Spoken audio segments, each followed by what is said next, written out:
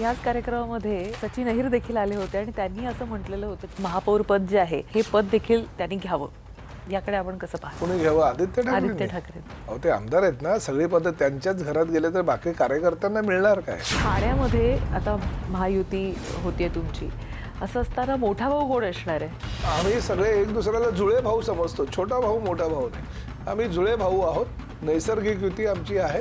ठीक आहे, महापौर हा महायुतीचा बसेल, महापौर हा भाजपाचा बसेल किंवा शिवसेनेचा बसेल असं आम्ही म्हणतच नाही. महापौर महायुतीचाच बसेल. माझ्या भाषेत जर विचाराल तर हे दोघं फेविकॉल का जोड आहे.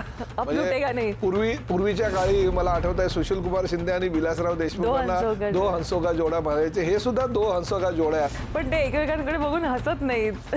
शिंदे साहेबांचं कसं आहे, देवेंद्रजी हसतात, शिंदे साहेबांचा चेहराच असा आहे आणि त्या दाढीमुळे त्यांचं हास्य ते लपलं जातं, ते तुम्ही दाखवत नाही. उभाटाकडे मराठी माणूसच महापौर पदाच्या लायकीचा जर त्यांच्याकडे कुणी नसेल तर ते तरी काय करतील? शेवटी भगवी शाल आणि हिरवी शालीमध्ये फरक असतो.